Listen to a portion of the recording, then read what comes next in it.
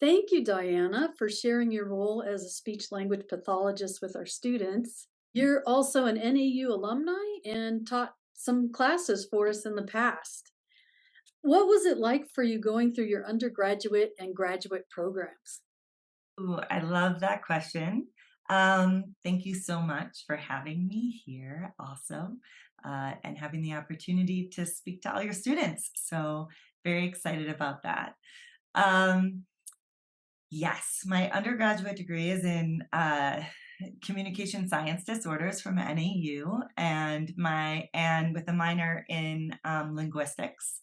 And my graduate degree is in communication science disorders from NAU as well. Oh, my undergraduate, I take that back. My undergraduate degree is in Spanish and linguistics, and my graduate degree is in communication science disorders from NAU.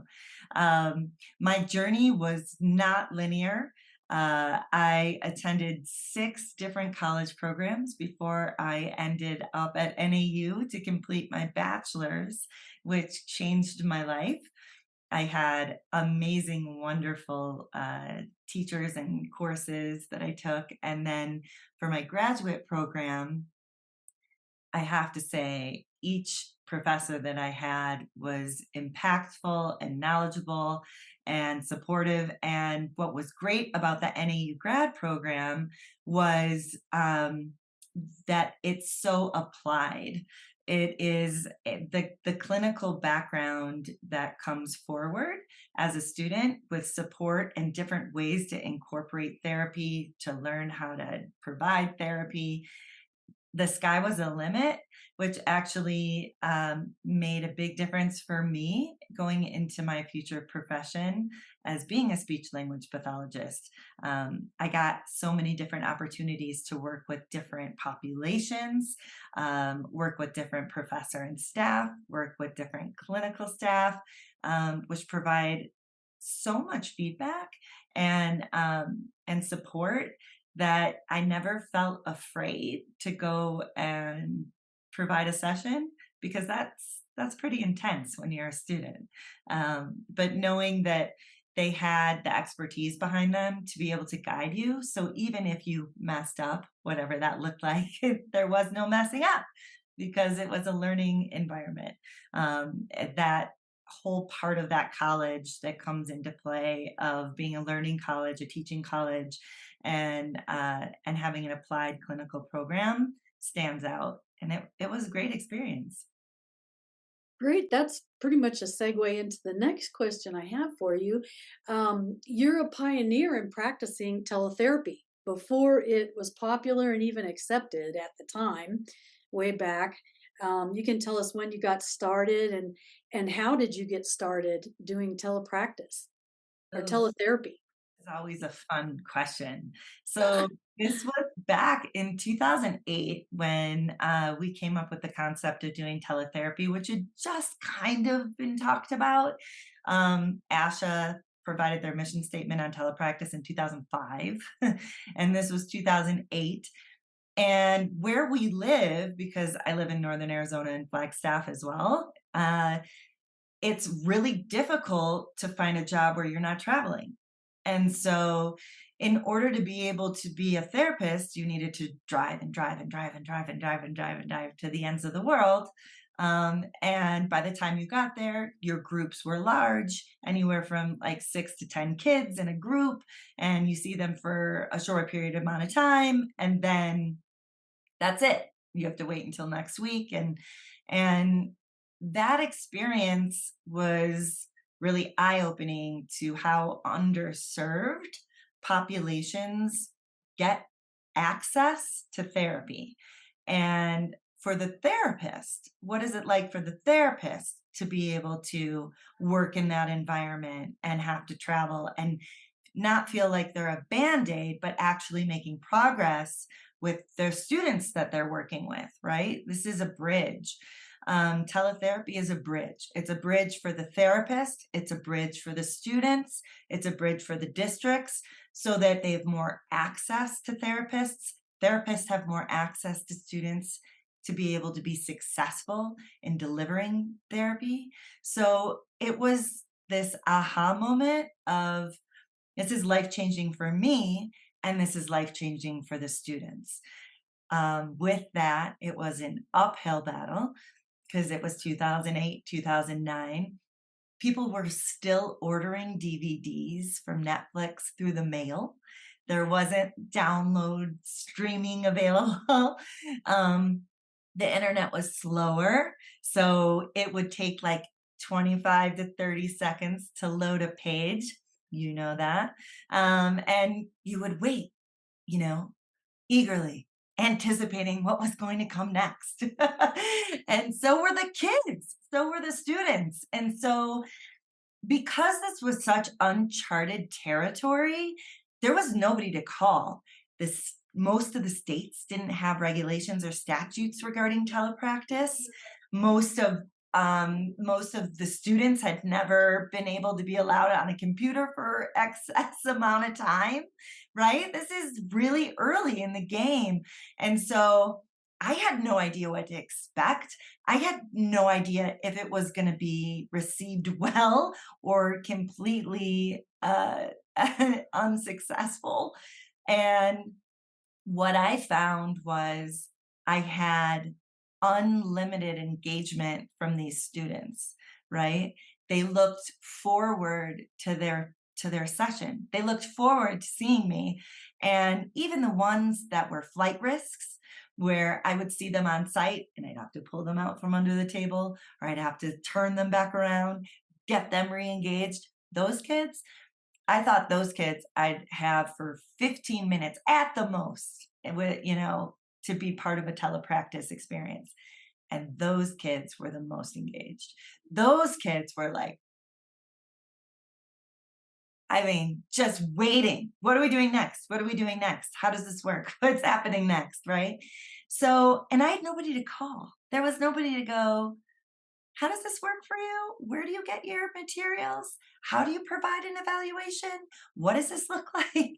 I had to make it up as I went, which allowed the creative process to thrive and also a lot of anxiety. But then an additional part of that process was getting buy-in from my colleagues, right? Getting buy-in from other therapists, and I received the gamut of responses. I got, what are you doing? How are you doing this? What will the results be? To therapists wanting to jump in with both feet. I know one. And what is this? This is cool. How do we do this? This is going to be great.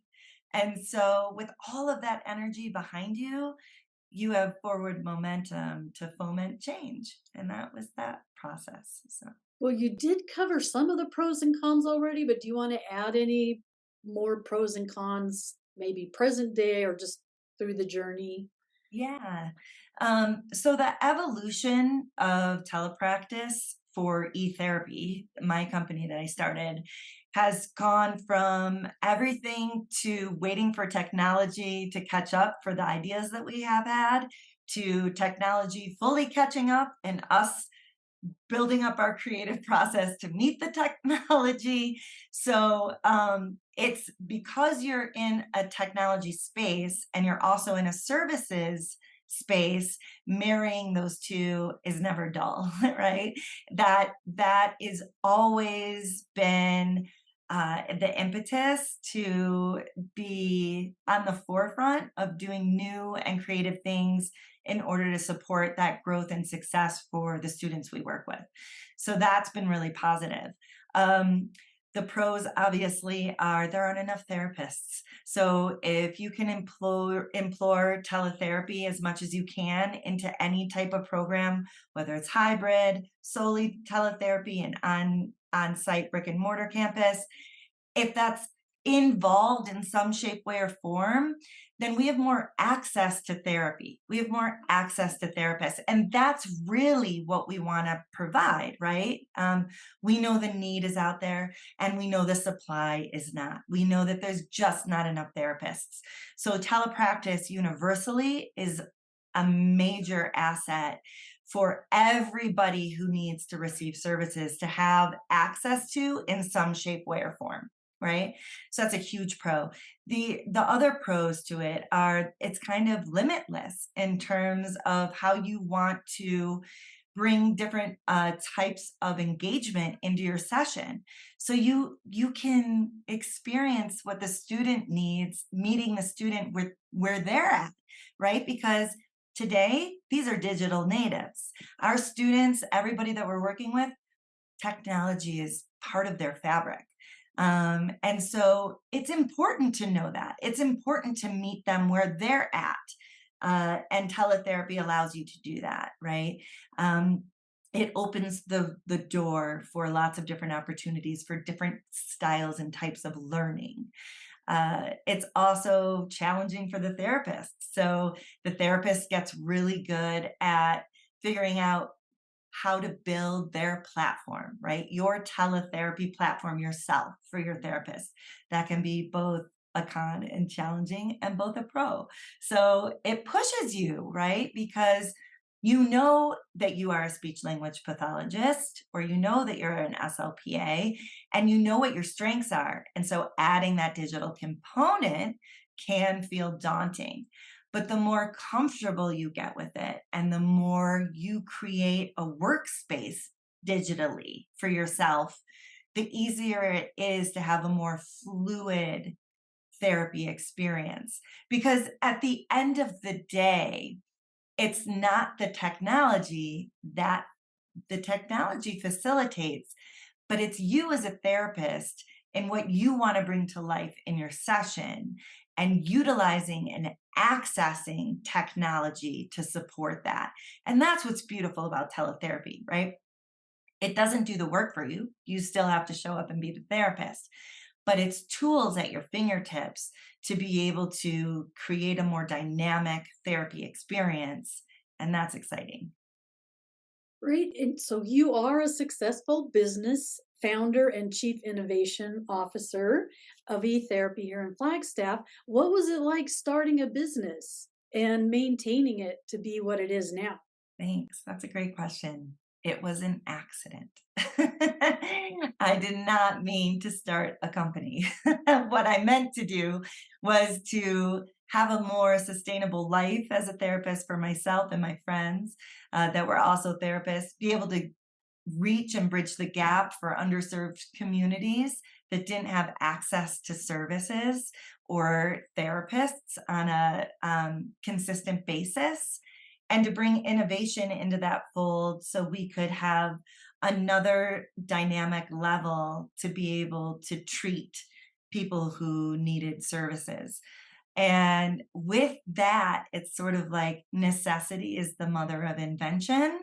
And I was so fortunate to be surrounded by such wonderful and talented colleagues that were very interested in trying this out in 2009, 2010, and onward.